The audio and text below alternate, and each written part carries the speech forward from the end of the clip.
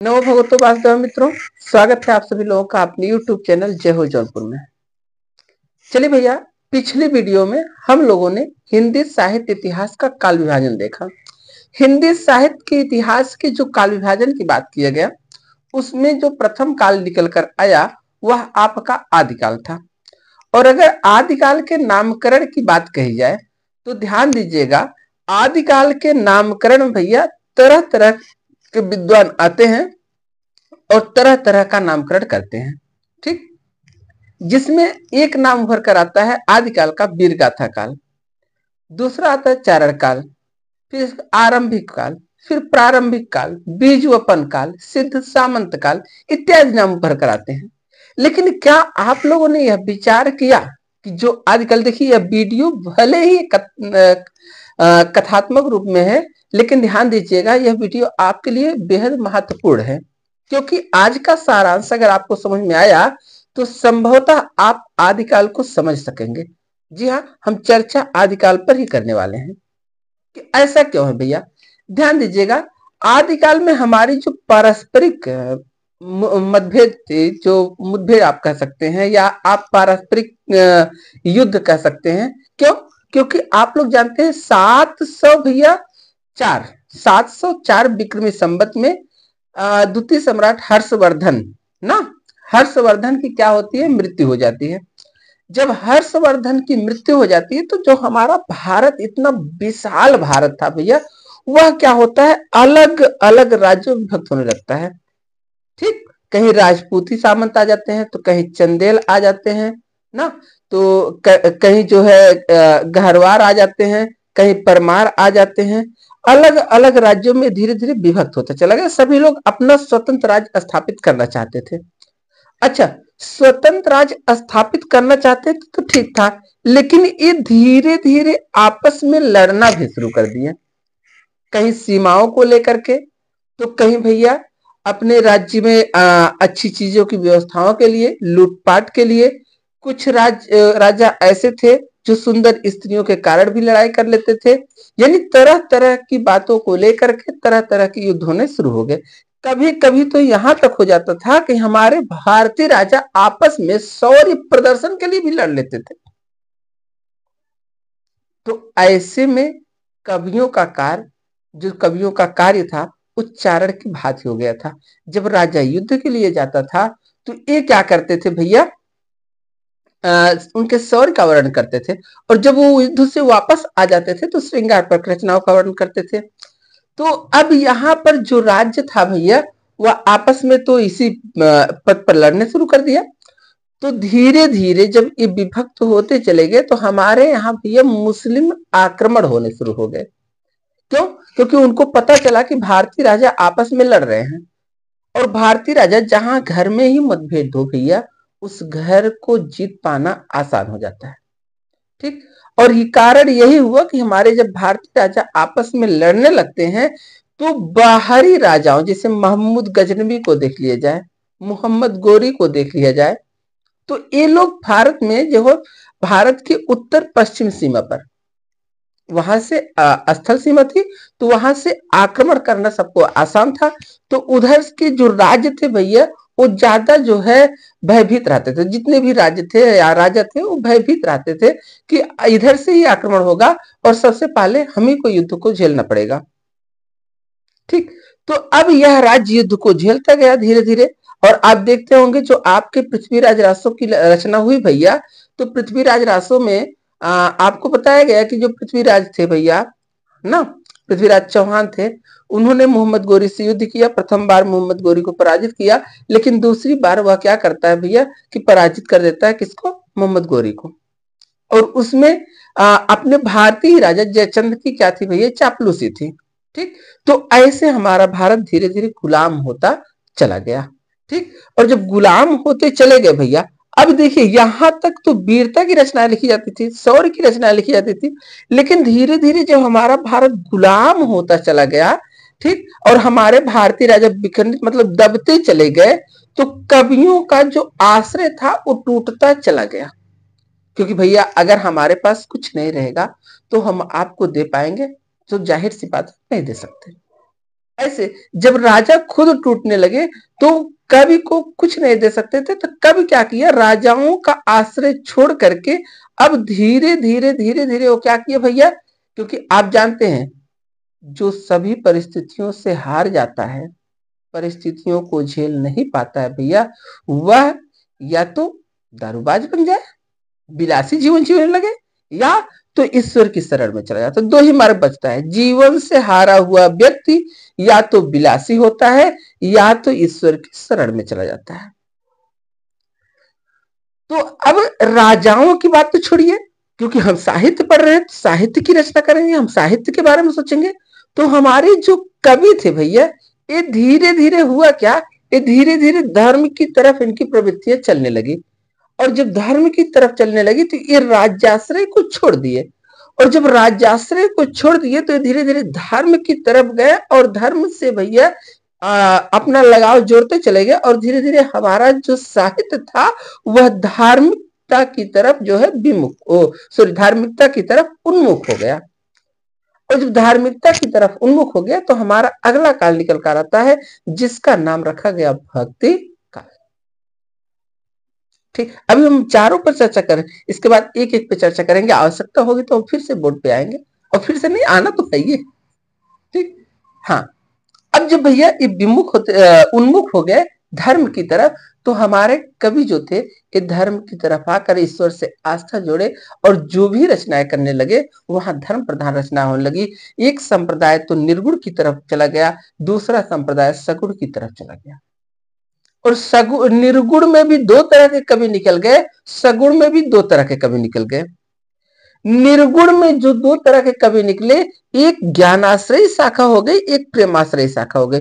जो ज्ञानाश्रयी शाखा थी भैया, उसकी सबसे बड़ी क्या विशेषता ये थी कि वह अपने आप को क्या मानता था, आत्मा, या अपने आप को स्त्री मानता था, परमात्मा को पुरुष मानता था। लेकिन प्रेमाश्रयी ठीक इसके विपरीत थी, प्रेमाश्रय में स्त्री को परमात्मा माना गया और पुरुष को आत्मा माना गया। जैसे आप देखते हैं भैया, कबीर दास ने स्वयं को आत्मा माना और पुरुष को परमात्मा माना, या परमात्मा को पुरुष माना, सॉरी। ठीक, इन्होंने स्वयं कहा ना, दुल्हन गाँव मंगलाचार, हम घर अहे राजा राम भरतार। लेकिन वहीं आप अगर मलिक मोहम्मद जायसी की रचना देखेंगे भैया, तो ध्यान दीजिएगा, मलिक मोहम्मद जायसी ने क्या किया भैया, परमात्मा किसको माना, पद्मावती को माना, जबकि पद्मावती क्या है, स्त्री है। तो यहां दोनों एक दूसरे के क्या हो गए भैया, विपरीत होते चले गए। और इधर जब आएंगे आप सगुण में, तो सगुण में क्या होता है कि सगुण में रामाश्रय शाखा हो गई और कृष्णाश्रय शाखा हो गई। जो रामाश्रय शाखा थी वो राम को लेकर काव्य रचना करना शुरू कर दी, और जो कृष्णाश्रय शाखा थी वो भगवान श्री कृष्ण को लेकर रचना करना शुरू कर दी। तो ये दो भागों में व्यक्त हो गया। लेकिन किसी चीज का ठहर पाना मुश्किल होता है, और निरंतर चलते रहेंगे तो मिठास बढ़ती चली जाएगी, और परिवर्तन तो संसार का नियम है, परिवर्तन होना संभव है, और परिवर्तन किए जाना भी आवश्यक है। तो अब क्या हुआ, हमारे यहां मुगलों का राज्य स्थापित हो चुका था, हमारे कवि जो थे वो भक्ति काल में आ गए थे, वो भक्ति करना प्रारंभ कर दिए थे। लेकिन धीरे धीरे हमारे यहाँ 16वीं शताब्दी में क्या होता है भैया, अंग्रेजों का आक्रमण होता है, और अंग्रेज मुगलों को खदेड़ने में कामयाब हो जाते हैं। और सामान्यतः, या आप पूर्ण जानकारी के रूप में जानते हैं कि 1601, कहीं कहीं 1600, कहीं कहीं 1600, तो 1601 ईस्वी, आप 1600 ईस्वी कर सकते हैं। 1600 ईस्वी में अंग्रेजों ने ईस्ट इंडिया कंपनी की स्थापना किया। जब अंग्रेजों ने ईस्ट इंडिया कंपनी की स्थापना कर दिया, तो हमारे पूर्ण भारत में, संपूर्ण भारत में यह विदित हो गया कि हमारे यहाँ किसका राज्य हो गया, अंग्रेजों का राज्य हो गया। और अंग्रेज अब क्या किए भैया, जितने भी हमारे यहाँ राजा थे, सभी राजाओं को वो पेंशन देना शुरू कर दिए। इतिहास अगर आप पढ़ते होंगे तो आपसे कभी कभार क्वेश्चन पूछता है कि वह कौन सा मुगल शासक था जिसे अंग्रेजों द्वारा पेंशन प्रदान किया जाता था, वो बहादुर शाह द्वितीय था। ठीक, तो अब ध्यान दीजिएगा भैया, उसे भी पेंशन दिया गया। तो अब जब भैया हम बैठे बैठाए आपको कह दें भैया मैं 50,000 रुपए हर महीने आपको दूंगा, आप सरकारी नौकरी मत करिए, आप पीजीटी की तैयारी मत करिए, आप वनडे एग्जाम की तैयारी मत करिए, आप पुलिस की तैयारी मत करिए, तो आप कहेंगे सर जी बड़ा अच्छा है, आप दीजिए हम बैठ के खाते रहेंगे। क्या जरूरत है जाकर लोगों के बीच में डंडा भाजना पुलिस की तैयारी करके, और क्या है जो है विद्यालय में जाकर बच्चों को पढ़ाना, धीरे धीरे बोलना और एनर्जी लॉस करना, जब बैठे बैठाए हमको 50,000 रुपए मिल रहा है तो हमें क्या आवश्यकता है। तो अब ऐसी जब पेंशन होगी राजा हो गए भैया, तो वो धीरे धीरे विलासी हो गए। जब वो विलासी हो गए भैया, विलास पूर्वक जीवन जीने लगे, तब वहां सबकी परंपरा ही बन गई। कभी फिर से धीरे धीरे दरबारी होने लगे, और दरबारी होने लगे भैया तो वो क्या करने लगे, राजाओं को युद्ध तो करना नहीं था क्योंकि वो पेंशन भोगी थे, जो जमीन थी वो अंग्रेजों के आधिपत्य में थी। तो अब वो क्या किए, केवल श्रृंगार परक रचनाएं सुनना शुरू कर दिए।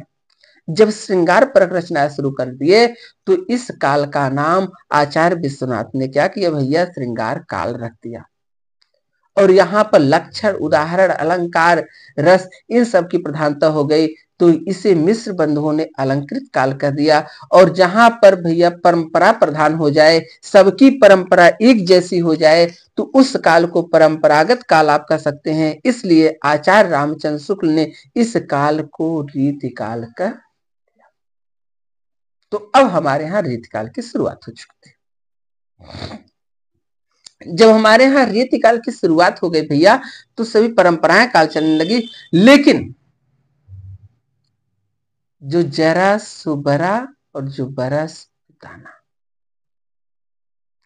एक समय आता है कि हमारे यहाँ क्या होते हैं, जो हमारे दिल्ली के राजा, सॉरी दिल्ली के सल्तनत पर बैठी हुई जो क्या बोलते हैं कि अंग्रेजों की सेना थी, आप कह सकते हैं फिरंगी, जो फिरंगी थे, उन फिरंगियों को खदेड़ने के लिए, उन फिरंगियों को देश से भगाने के लिए, क्योंकि हमारी जनता त्रस्त हो चुकी थी, अब इनको भगाने के लिए हमें एकजुट होने की आवश्यकता हो गई थी। जब एकजुट होने की आवश्यकता भैया तभी हो पाए, एकजुट आप तभी हो सकते हैं जब हम आपकी भाषा को समझ सके और आप मेरी भाषा को समझ सकें। और हमारे भारत में आज भी 22 भाषाएं बोली जाती हैं। एक दो भाषाएं ने 22 भाषाएं, 28 राज्य, 22 भाषाएं। अब कैसे, शायद इसीलिए कहा जाता है भारत में अनेकता में एकता है, तब भी हमारा भारत एक है। लेकिन उस समय हमें चिन्हित करना आवश्यक नहीं था, इसलिए जो रोटी और कमल दिए जाते थे 1857 की क्रांति में, उनको हटा करके ये हुआ कि भैया अब हमें एकजुट होना है, और एकजुट होने के लिए इशारों में हम कब तक बात करेंगे, इसलिए हमें अपनी भाषाओं से बात करना पड़ेगा। तब हमारे यहाँ एक महापुरुष का जन्म होता है, जिनका नाम आप सभी लोग बड़े आदर और बड़े सम्मान के साथ लेते हैं। वो कोई और नहीं थे भैया, हिंदी खड़ी बोली का जनक आप जिसे कहते हैं, ऐसे भारतेंदु हरिश्चंद्र जी का जन्म होता है।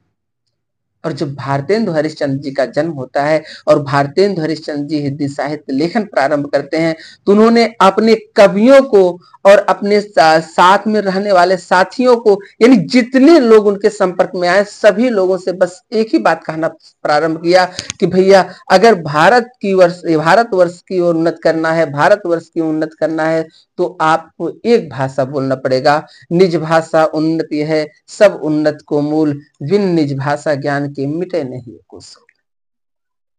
निज भाषा उन्नति है, सब उन्नति को मूल, बिन निज भाषा ज्ञान के मिटे नहीं कुसूल।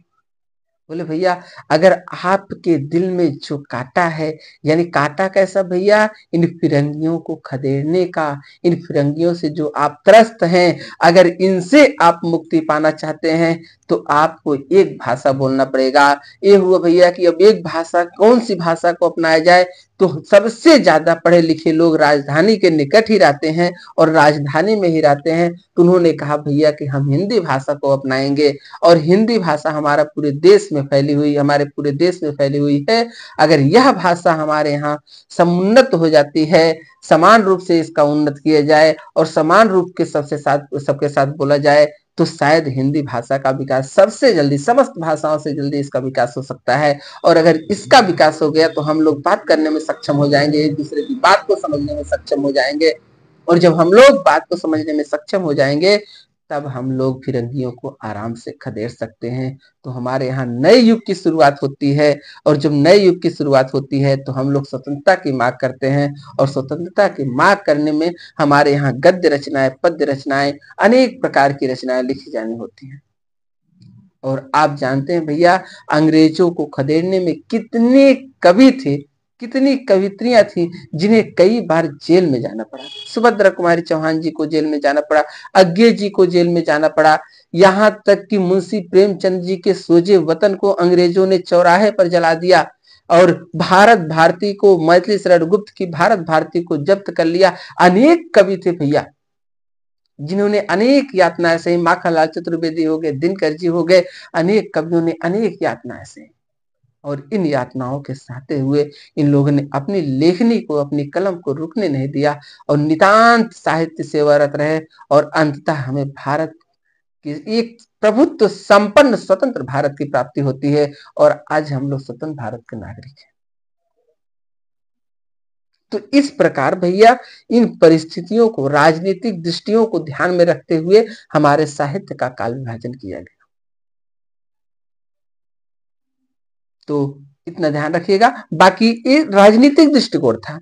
किसी भी काल को विभाजित करने के लिए, किसी भी काल को बनाने के लिए राजनीतिक दृष्टिकोण, ठीक, सांस्कृतिक दृष्टिकोण, धार्मिक दृष्टिकोण, उस समय की परिस्थितियां क्या थी, इन सबको ध्यान में रखा जाता है, और इन सबको ध्यान में रख करके तब साहित्य का सृजन किया जाता है या काल विभाजन किया जाता है। तो ये सब चीजें थी भैया। तो आज के लिए बस इतना ही। कल हम आपको आदिकाल पढ़ाएंगे, और आदिकाल का नामकरण पहले हम करना शुरू करेंगे। किन किन कवियों ने आदिकाल का क्या क्या नाम दिया, और आदिकाल की क्या क्या परिस्थितियां थी, इन सब चीजों को देखते हुए हम लोग अब निरंतर आगे बढ़ते रहेंगे। तो आज के लिए बस इतना ही भैया। सभी को ढेर सारी शुभकामनाएं, बधाइयां। नमो भगवतो वासुदेवाय। धन्यवाद भैया।